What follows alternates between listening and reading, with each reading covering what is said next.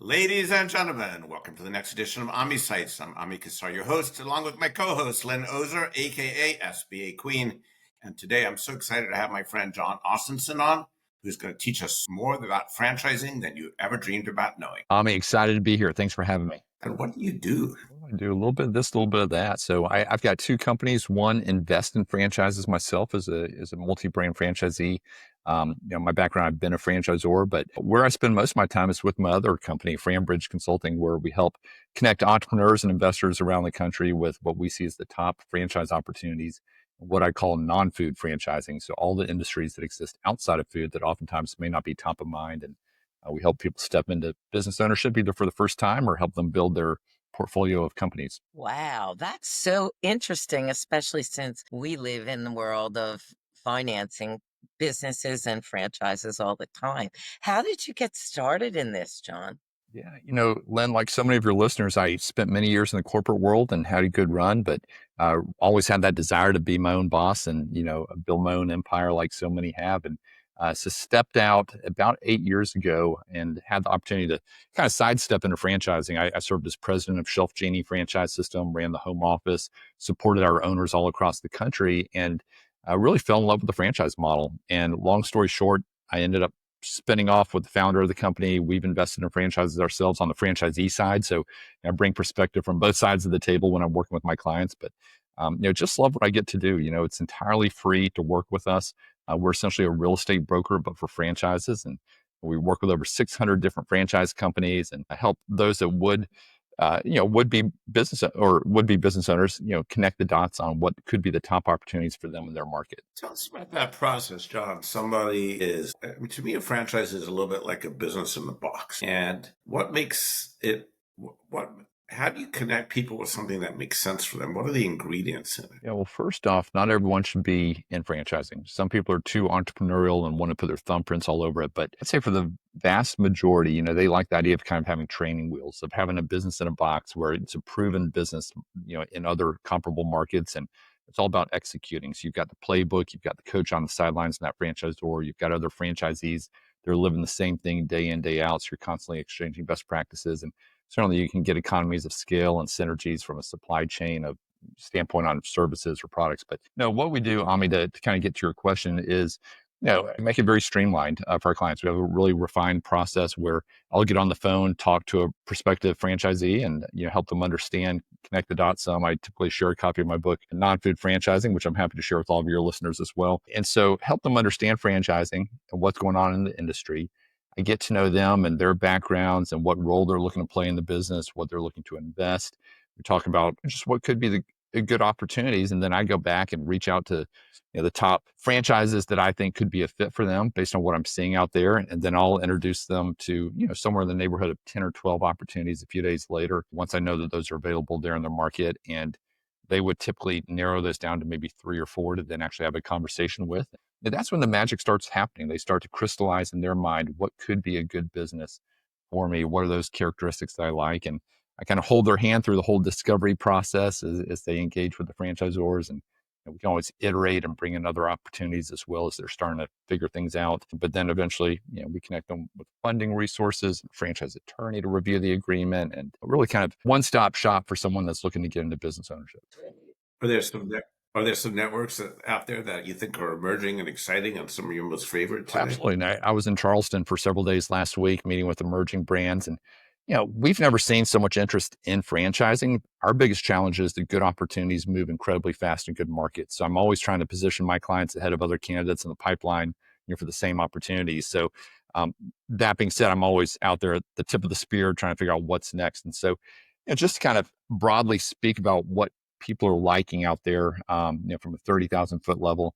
I'd say the general theme is what are businesses that will do well regardless of the economy, regardless of tariffs, regardless of unforeseen things that people will always spend on. And so you think about people are always going to spend on their kids. They're always going to spend on their pets in most cases. They're aging parents, the senior population, but they'll spend on their health. Health and wellness is huge. McKinsey just came out with a study that shows that, it's now a $480 billion a year industry in the US, the whole wellness space, and that's projected to grow at 10% every year. So that's a big one. And then I'd say home and property services. Probably no area has been more popular last couple of years. And, I don't want to use the word trend. We like non-trendy, non-sexy businesses. But there's so many different niches within home services and property services that, are somewhat recession resilient and, are very scalable type opportunities for people. Do you also help businesses that want to become franchises? Do you work with them when they think that they have the right model? Great question. So yes and no. So I don't personally take them through the process. I do have some great partners that that I can introduce them to, but I'm always happy to jump on a call with those business owners and help them start to think about, are they ready for franchising? Is that a good strategy? Here are the trade-offs, pros and cons of franchising. Could you just tell us a high level one for that? I've spoken to a couple of people lately that's their goal is to franchise. And just from my experience, I know that it has to be replicable and process. And that is there anything else they should be thinking about? I would say oftentimes I see companies that want to franchise because they see it as that pot of riches, that's how they're going to scale. It takes money Yeah, to franchise. So I always want to make sure that they're well capitalized. Sometimes companies do fall into that. So, that would be a key point. yeah, Yeah, I great. think having the right support team as well, or being willing to staff up to that. It's one thing to be an industry expert, but you really need some people with franchise experience around you. People that it's just a different animal. The whole idea of supporting these new business owners. So, I hate to see at times, franchisor, because franchising is like any industry. You've got really strong players and you've got some that shouldn't be in the industry, right? And so every now and then we will see an emerging brand where they have not staffed up and they go out there and they sell a bunch of units and then they're not ready to support them. And so I'd say just thinking through that, certainly the processes. I mean, obviously you have to have a financial model that's attractive to candidates, something that people would want to buy into. But, I've got a big heart just for the support side. Speaking of having a model that people want to buy into, the other thing that we always hear, or I always hear about, is that people who want to open a franchise, they won't make a living opening one location or one operation. That if you are going to be a franchisee, you need to have more. What's your opinion about that? Well, I've heard that, and that's a very generalized statement. I mean, certainly Subway, yeah, you're not going to do well with just one Subway, right? Now, you would do really well with one Chick-fil-A. Again, I'm giving food examples. I like to focus on non-food, but Yeah. that's just a clear contrast. A lot of the businesses, I'd say half of those that we work with actually don't have a customer-facing retail location, and so it's more territory-based, and that might be 250,000 in population, let's say. The franchisor has all the demographics at the zip code level. They help you define a territory.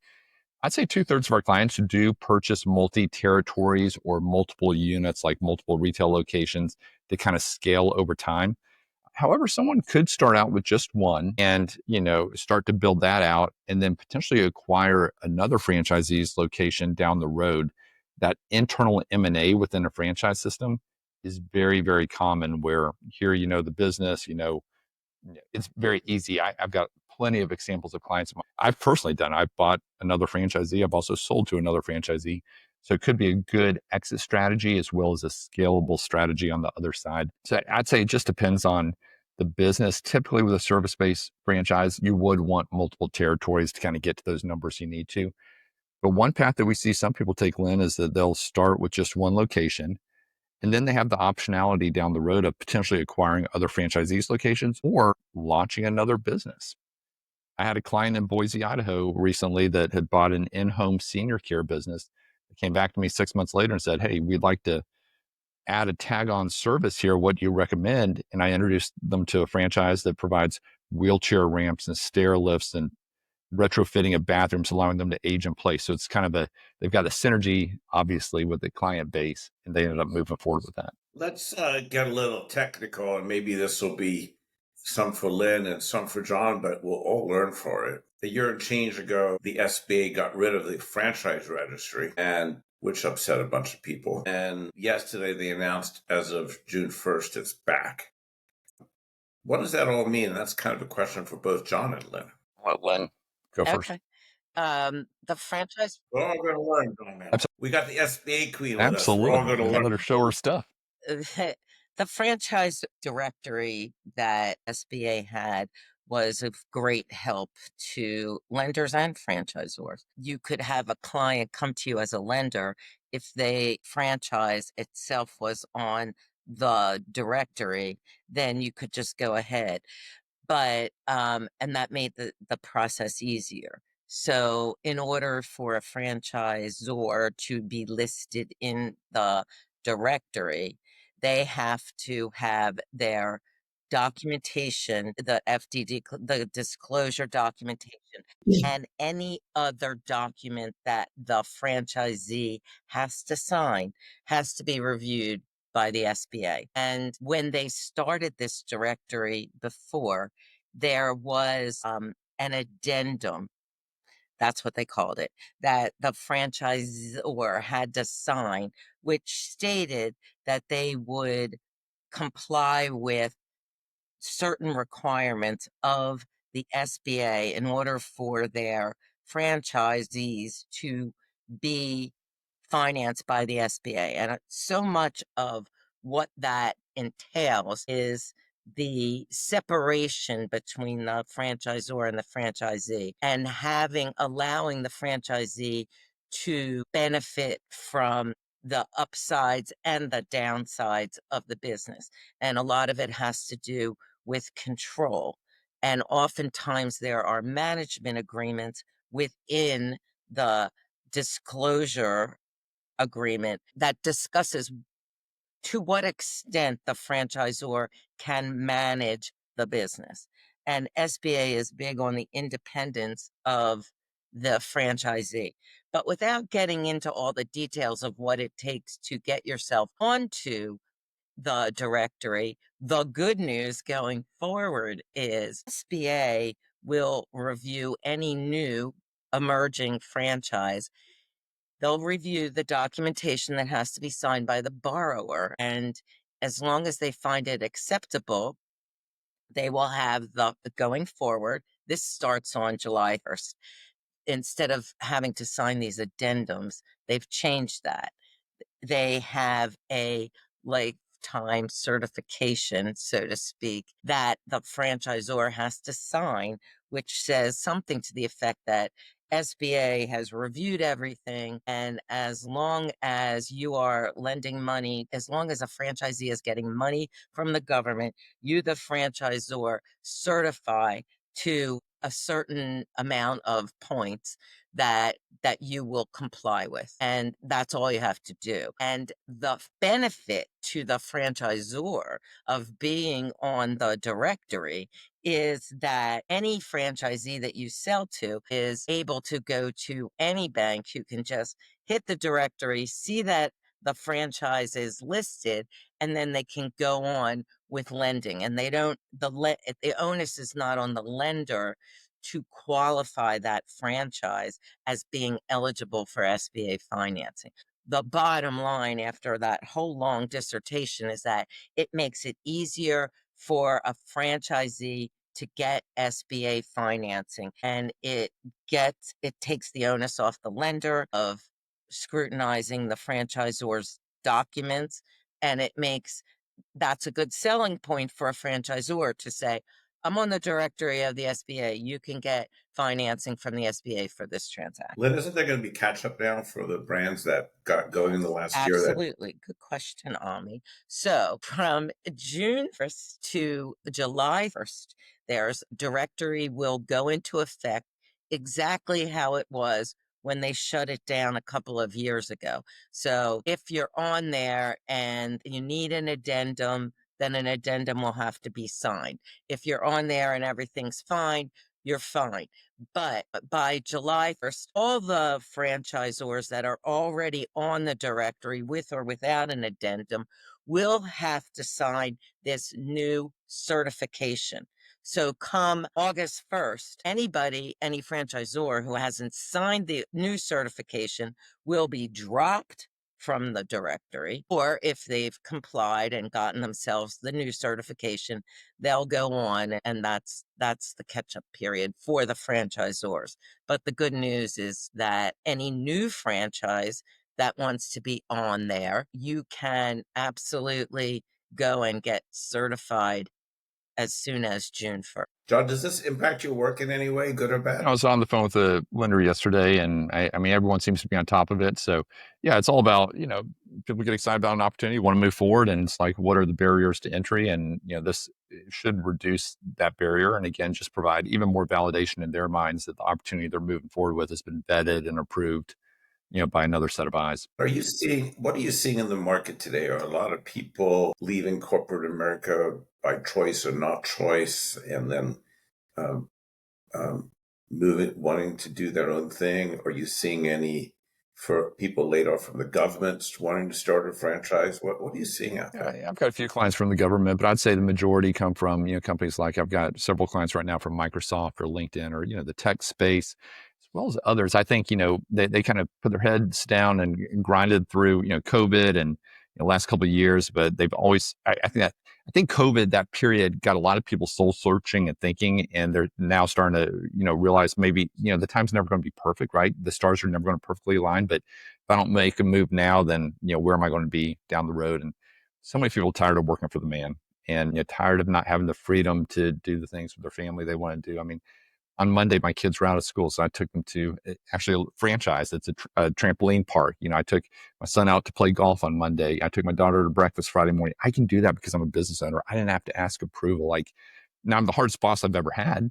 but I think a lot of people love the idea of being able to control their own destiny. And I never sugarcoat it. I tell them if it was easy to be a business owner, everybody would be a business owner. But unless you take that step in that direction, you're never going to get to where you want to be working for someone else. I mean, I've got doctors reaching out to me. They're making $1 million a year, but they say we're trading time for money.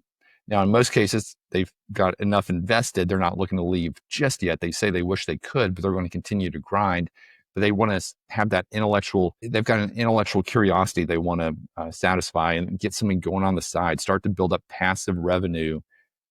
And nothing's totally passive, but if you put a good manager in place, you have a franchisor helping to manage that manager, it is doable. We've got plenty of case studies of doctors that get a business going on the side. And it produces additional income. It also produces a lot of tax benefits, which is something people oftentimes overlook. And they're building an asset they can sell one day. So I think the tax benefits piece is oftentimes overlooked because they have a high W-2. They can't do a lot from a tax standpoint. And now, as a business owner, there's so many deductions and strategies they can employ to help offset some of that income. It's interesting. It seems to me, you said earlier that people with the true entrepreneurial spirit sometimes are confined by franchising. Do you see a lot of that they come in wanting to own their business or leaving corporate America? They're sick and tired of, taking the rules. And now they go into franchising and there's still a certain amount of control. And also, when they start, they probably don't realize how much less time they'll have because in the beginning, at least, they're not going to be able, even though they can do whatever they want, if they're smart business people, they're not leaving, on a Monday afternoon to take their kids somewhere. Yeah, most of our clients come in, their eyes wide open. They say, hey, early on, we know that it's going to take work. Again, if it was easy, everyone would be doing it, but they're willing to, knowing where that's leading them, Right. and they're willing to put the time in. So much of it comes down to having good people working for you, right? If you've got a general manager that you put in place that has aligned interest and is hungry, and I mean, that franchisor can really be a huge asset in answering the questions and supporting that manager day to day that allows you to continue focused on your main thing. But it comes down to having the right person, right? So, yeah, I'd say it's a combination, but half of our clients are looking to go. How is the job market for managers of franchises? I mean, getting good people is the biggest problem in most businesses, having good help. Yeah, I'd say there's less concern about demand from a consumer standpoint. More of the concern is around finding the right people, and yeah, I've got a lot of hacks I've learned over the years I share with clients about, how you post for a job and post with different, different titles, and titles are free. Maybe you over title someone just a little bit because you'll get better caliber of people. But then I give people 3 pay package options and, different levels of incentive comp within each one. Right. And it allows them to take ownership of their decision. And the beautiful thing is in a franchise system, you can talk to other franchisees and find out, hey, where did you find your best people? How are you incentivizing them? What does that job description look like? So again, you have a little bit of a leg up, but no, I mean, business 101, it comes down to having good people. And that's going to, you can have a great vehicle. You still have to have a driver incentivized to Absolutely. drive it. Have you had some success stories that you're comfortable and it's okay to share? Where you say, wow, I helped that guy get going and it evolved into this, or that woman? Yeah, I had multiple clients reach out last week. One of them's still in corporate America, working for the man, but he's got some time freedom, and he got a senior care franchise going on the side. Put a manager in place, in-home senior care. He reached out and said, "Hey, John, I don't know if I ever formally thanked you, but I just want to thank you. It's been going better than expected." Had another client reach out last week. He got into youth soccer, and he's up in Virginia, and I've had several clients do really well with the system, but youth soccer. For guys with a corporate background, they just love it, high margins. One that I would point to, Ami, is to go a little more in depth in my client, Nathan in South Carolina. Nathan and I have been working together for years, and Nathan's the largest franchisee of 2 Men in a Truck moving service. This is an example where he got in, started buying up other franchisees over time. Once he understood the business, he now operates in a dozen markets, doing $45 million a year in revenue. And it's really built up a little organization around it. And every year or two, he comes to me and says, "Hey, John, I've got a young guy. He's 27. He's been working hard. I want to promote him. He's ready to go run a franchise for me." And so I'll introduce him to an idea. He's kind of been focused in property services. That's where he's been purchasing. But, I'll introduce him to opportunities. He'll pick one, put this guy in charge of it, give him some equity, and say, "Hey, go make us proud." And he's continued to find success. Again, these are guys that he's had some experience with that he trusts. Maybe he found them at his church or in the community, and set them up for success. So it's really cool. And then you That's start great. attracting even better talent because there are these pathways within to move up. How do clients find you? Yeah, half of my business is referrals, and so very blessed to just have a great group of people sending folks my way. A lot of former clients send people, but I go on podcasts, LinkedIn. I've got a big following on LinkedIn, and so I'd say those are some of the bigger generators behind clients. But my book Non-Food Franchising has certainly gotten a lot of attention out there the last couple of years, and it's an easy read, pack a lot of content into 90 pages. So yeah, but I always encourage people to come out to our website, FranBridgeConsulting.com, FRAN, bridgeconsulting.com, and got some content out there. And like I said, happy to share a free book and jump on the call. Tell us about the book. Yeah, so it's a labor of love. Writing a book is a big undertaking, but packed all of my knowledge into 90 pages, made it very readable, and released it about 2.5 years ago. And I mean, it's just been great. We've got some bestseller, rankings out there, and I give out free copies. Most of our clients have read it by the time we get on the phone. So we're able to start on third base rather than first base in our conversations. Terrific. If anyone wants to purchase it on Amazon, all the profits go to Hope International, which is a great nonprofit that we support. That's actually based in Pennsylvania, in Lancaster, Pennsylvania. How about that? Don, did you say when we started, did you say you have a second business besides this? Yeah, so I've got a holding company that I'm an active investor across a lot of different asset classes. And one of those is business ownership. So I'm invested in 4 different franchises. Got one in the asphalt paving and line striping business. I like non-sexy businesses. So think parking lots. I've got another one that provides temporary walls, like containment walls around renovation projects and construction sites, kind of a B2B equipment rental business.